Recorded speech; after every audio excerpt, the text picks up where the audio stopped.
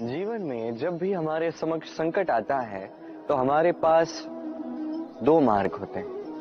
पहला मार्ग भयभीत हो जाना, दूसरा मार्ग साहस के साथ उसका सामना करना। दोनों का मंतव्य एक ही है, लक्ष्य एक ही है, आत्म सुरक्षा, जीवन रक्षा। किंतु भय को दुर्बल माना जाता है और साहस को आपका बल माना जाता है। कारण यह है कि भय एक केवल एक प्रतिक्रिया है, वही साहस ये एक निश्चय, एक प्रतिबद्धता। और साहस के साथ यदि संकट का सामना आप करोगे तो हो सकता है उस संकट का सदा सदा के लिए आप दमन कर दो।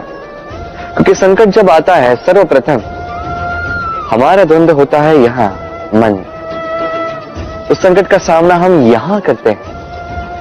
यदि इस हृदय को, इस मन को साहसी आप बना दो तो इसमें कभी भय नहीं आएगा और उस संकट का सामना करना सरल होगा, विजय प्राप्त करना सरल होगा। इसलिए निश्चित रूप से साहस अधिक श्रेष्ठ है। जीवन में जब भी कोई संकट आए तो साहस के साथ उसका सामना कीजिए और मेरे साथ प्रेम से कहिए राधे राधे। एक गैया और एक बछड़े में कैसा संबंध होता है। एक गैया अपने बछड़े को पुकार लगाती है और बछड़ा सहस्त्र गैयाओं में से अपनी माता का स्वर पहचान लेता है और अपनी माता से आके लिपट जाता है। अब कुछ ऐसा ही संबंध है आपके कर्मों का और आपके कर्म फल का भी। आप जो कर्म करेंगे, आपके कर्म आपके कर्म फल को पुकार लगाएंगे और आपका कर्म फल कहीं ना कहीं से आपको ढूंढते ढूंढते आके आपसे लिपट जाएगा। तो उचित तो यही होगा कि आप सत्कर्म करें, क्योंकि एक बार भले ही ईश्वर आपको आपकी भूल के लिए क्षमा कर दे, आपके कर्म नहीं करेंगे। तो यदि आप दुष्कर्म करने वाले हैं तो आप समझ जाइए। अब यदि आप शुभ कर्म करने वाले हैं तो आप समझ जाइए, जो आपका कर्म होगा आपका फल आपके पास अवश्य आएगा। आज नहीं तो कल, कल नहीं तो कुछ और समय में, किंतु आएगा अवश्य। आइए मेरे साथ प्रेम से कहिए राधे राधे। हम सभी कभी ना कभी जीवन में ईश्वर से कुछ ना कुछ मांगते हैं और ईश्वर जब हमारी मनोकामना पूर्ण करते हैं हम बड़े प्रसन्न हो जाते हैं। परंतु जब ईश्वर हमारी मनोकामना पूर्ण नहीं करते तब हम सोचते हैं, संदेह करते हैं, क्या सच में ईश्वर है? आपको एक बात बता दूं, यदि आपने ईश्वर के समक्ष अपनी इच्छा रखी, अपनी मनोकामना रखी और ईश्वर ने वो पूर्ण कर दी, इसका अर्थ ये है कि ईश्वर जानते हैं कि आपको इसकी आवश्यकता है। किंतु यदि आपने कामना की और वो पूर्ण नहीं हुई तो बस इतना स्मरण रखिए, ईश्वर वो सब देख सकते हैं जो आप नहीं देख सकते। दूसरा कारण ये है कि ईश्वर ये बात भली भांति जानते हैं कि जो इच्छा आप रख रहे हैं वो इच्छा आप स्वयं अपने बल पर पूर्ण कर सकते हैं। तो यदि आपकी इच्छा ईश्वर पूर्ण करते हैं तो उन्हें धन्यवाद कहिए। यदि इच्छा पूर्ण नहीं करते हैं तो और भी धन्यवाद कहिए, क्योंकि वो आपके लिए या तो अच्छा कर रहे हैं या तो आपको उतना योग्य समझ रहे हैं कि आप स्वयं अपनी इच्छा, अपने स्वप्न पूर्ण कर सकते हैं। अपना कर्म करते जाइए, जीवन में आगे बढ़ते जाइए और मेरे साथ प्रेम से कहिए राधे राधे। आम और नीम दोनों ही अपने अपने स्थान पे अत्यंत विशेष, अत्यंत श्रेष्ठ।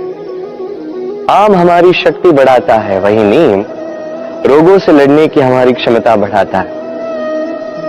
अब आम अत्यंत मीठा होता है और नीम कड़वा होता है। अब क्या इस कारण से नीम को निराश हो जाना चाहिए या स्वयं से घृणा करनी चाहिए कि वो कड़वा है? कदापि नहीं। देखिए, नीम कड़वा है, इसमें नीम का कोई दोष नहीं है, दोष जीवा का है। इसे मीठा भाता है और कड़वा नहीं भाता। किंतु यदि आप नीम का उपयोग अपने जीवन में नहीं करोगे तो रोगों से लड़ने की आपकी क्षमता बढ़ेगी ही नहीं। तो नींद तो है अत्यंत महत्वपूर्ण। इससे आपको क्या सीख मिलेगी? यही कि कभी भी जीवन में किसी और के मापदंडों पे स्वयं को मत परखिए। आपकी योग्यता, आपकी विशेषता, आपके गुण अवगुण ये स्वयं आप समझ जाइए, इतना ही पर्याप्त है। आइए और मेरे साथ प्रेम से कहिएगा, राधे राधे। क्या आपने कभी कुएं से जल निकालते हुए किसी को देखा है? एक पात्र को रस्सी से बांधा जाता है, उसे कुएं में डाला जाता है, खींच के तब जल प्राप्त होता है। सरल सी बात है, परंतु कभी ये सोच के देखिए, कुएं में पात्र डालने के पश्चात यदि पात्र सीधा ही रहे तो वो जल में प्रवेश कर ही नहीं सकता, ना जल उस पात्र में प्रवेश कर सकता है। उस पात्र को झुकना पड़ता है, तब जाके जल उसमें प्रवेश करता है, तब जाके खींच के आपकी प्यास बुझती है। अब इसमें जीवन की एक अमूल्य सीख छिपी है, एक सीख तो संसार के हर एक व्यक्ति के लिए महत्वपूर्ण है, और उस सीख का नाम है विनम्रता। संसार में हर एक व्यक्ति को विनम्र होना चाहिए।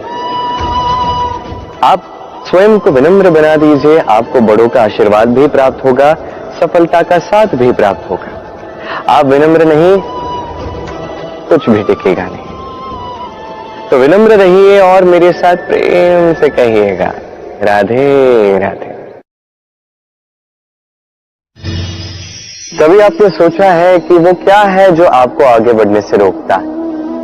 जैसे कि आप मार्ग से चल रहे हैं, पांव में मोच आपको आगे बढ़ने से रोकती है। वैसे ही जीवन में छोटी सोच आपको आगे बढ़ने से रोकती है। देखिए, यदि एक चाक है जो टूटी हुई है, वो आपको मिट्टी के पात्र नहीं बनने देती। उसी प्रकार किसी से ईर्ष्या करना आपको महान नहीं बनने देता। मैं ऊंचा हूं और वो नीचा है, ये विचार कभी आपको ऊंचे उठने नहीं देता। मन से सारे विकार, ईर्ष्या, मोह, लोभ, लालच सब निकाल फेंकिए। इस सोच को बड़ा कीजिए, सकारात्मकता लाइए और पूर्ण समर्पण से कर्म करते जाइए। महानता और सफलता दोनों आपके कदम चूमेंगे। तो आइए और मेरे साथ प्रेम से कहिएगा, राधे राधे। जीवन में जब भी हम किसी ऐसे मार्ग पर चलना चाहते हैं जिस पर कांटे हैं, छोटे कंकड़ हैं जो चुभ सकते हैं, तो हम क्या करते हैं? हम पादुकाएं पहनते हैं और तत्पश्चात हम बड़ी सरलता से उस मार्ग से चल के जा सकते हैं। किंतु यदि पादुका और पांव के बीच कोई छोटा सा कंकड़ आके फंस जाए तो हम कोमल से कोमल मार्ग को भी नहीं पार कर सकते। कुछ समझे आप? इसका सार यही है कि हम बाहरी युद्ध जीत सकते हैं, वहां पे सफल हो सकते हैं, किंतु उससे भी कहीं अधिक महत्वपूर्ण और कहीं अधिक कठिन आंतरिक युद्ध होते हैं, आंतरिक कठिनाइयां होती हैं। लोभ, मोह, क्रोध, लालच, भय, यदि ये आपके भीतर है तो आप संसार के किसी भी स्तर तक पहुंच जाइए, कितना भी बड़ा युद्ध जीत जाइए, आपको संतुष्टि नहीं मिलेगी। तो सर्वप्रथम स्वयं को सुधारें, तत्पश्चात इस संसार को जीतें और उससे पहले मेरे साथ प्रेम से कहें, राधे राधे।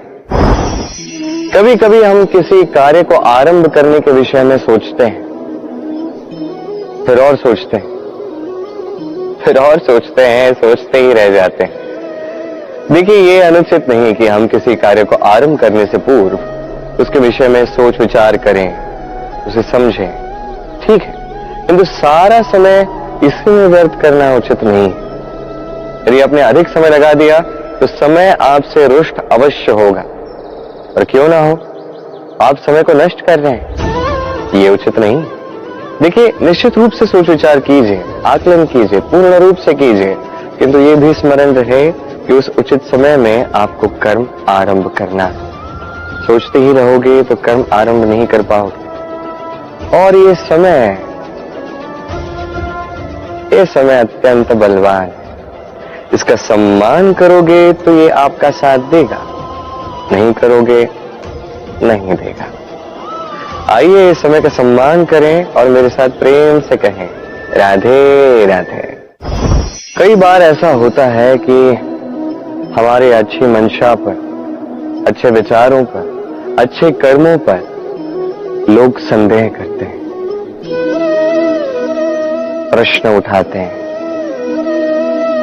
प्रमाण मांगते हैं, शुद्धता की परीक्षा देने को कहते हैं, और तब निश्चित रूप से दुख होता है।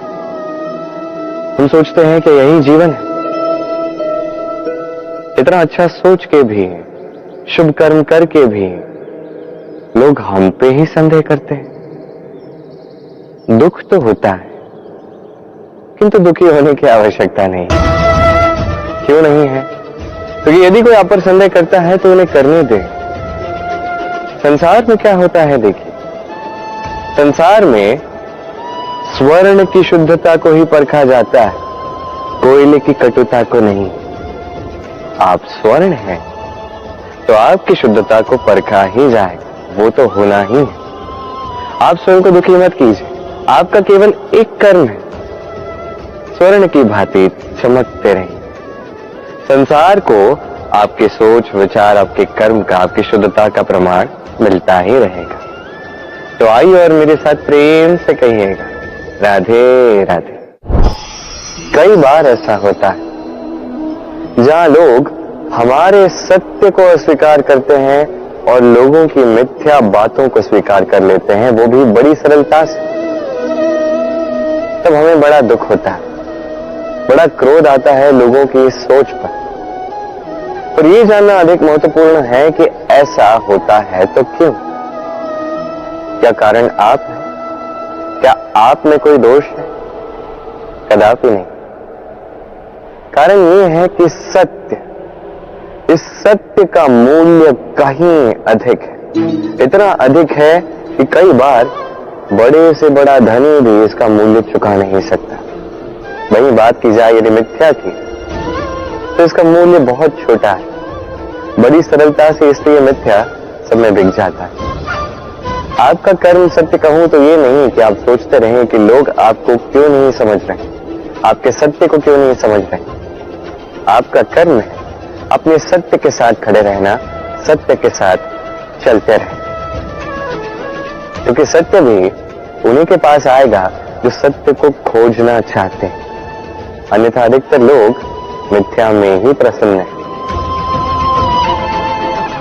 आप कर्म करते जाइए, अपने सत्य के साथ आगे बढ़ते जाइए।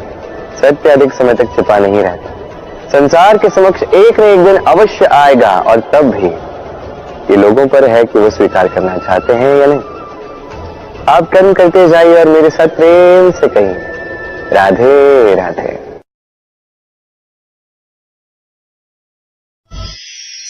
संकट, समस्याएं, कठिनाइयां, ये तो हर एक के जीवन में आते हैं। अधिकतर बार ऐसा होता है कि मनुष्य के जीवन में जब कोई संकट आता है तो वो वहीं भयभीत हो जाता है, चिंतित हो जाता है, निराश हो जाता है। किंतु यदि मैं आपको सत्य बताऊं तो हमारे व्यक्तित्व के विकास के लिए, हमें लक्ष्य तक पहुंचाने के लिए ये संकट, ये समस्याएं, ये अत्यंत महत्वपूर्ण है। और इसका उदाहरण मैं नहीं, अपितु प्रकृति स्वयं देगी। अब स्वयं कभी धरती माता को देख लीजिए। धरती माता सूर्य का ताप सहती है, क्यों? ताकि धरती पर जो जल है वो वाष्प बनकर ऊपर जाए, मेघ बने और धरती पर पुनः एक बार वर्षा करे, नया जीवन दान दे। वही बात कीजिए पतझड़ की, तो वृक्ष को देखिए। पतझड़ की इस ऋतु में सारे पत्ते झड़ जाते हैं, तत्पश्चात उस वृक्ष पे होता है नवनिर्माण, नए पत्ते आते हैं, वो वृक्ष पुनः खिल उठता है, लहला उठता। ऐसी आपके जीवन में संकट, कठिनाइयां, समस्याएं ये तो आते ही रहेंगे। आपको इससे भयभीत नहीं होना, पीछे नहीं हटना, निराश नहीं होना है, अपितु डट कर साहस के साथ उसका सामना करना। ये करना आप सीख जाएंगे तो आप स्वयं देखेंगे कि यही संकट, यही समस्याएं, यही कठिनाइयां आपको बल प्रदान करें। आइए और मेरे साथ प्रेम से कहिए राधे राधे। जब हम जीवन में अपने लक्ष्य की ओर अग्रसर होते हैं तो कई सारे लोग हमें सलाह देते हैं कि आप ये कीजिए, आपको वो करना चाहिए, आपको उस आदर्श व्यक्ति की भांति उस मार्ग पे चलना चाहिए। हमें अच्छा लगता है, हम उसका अनुसरण करने लगते हैं, क्योंकि उस मार्ग पे 1 अथवा 10 लोग चल के अपने लक्ष्य को प्राप्त कर चुके हैं। अब उन लोगों को उस मार्ग पे चल के लक्ष्य की प्राप्ति हुई, क्या इसका अर्थ यह भी है कि हमें भी अवश्य होगी? आवश्यक नहीं। मैं आपसे सरल सा प्रश्न पूछता, क्या वो आदर्श व्यक्ति आप हैं?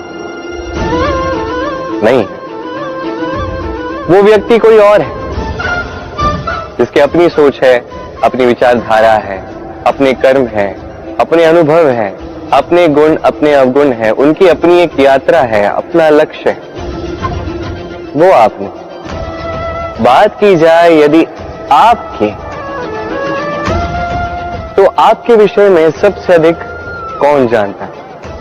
आपकी यात्रा, आपके लक्ष्य के विषय में, आपकी सोच, आपकी विचारधारा, आपके कर्म के विषय में, आपकी कामना के विषय में, आपके अनुभवों के विषय में, इन सब के विषय में सबसे अधिक यदि कोई जानता है तो वो है स्वयं आप। तो अपने जीवन में किस मार्ग को चुनना है और कैसे आगे बढ़ना है, ये चयन भी श्रेष्ठ होगा यदि आप ही के हाथ में हो।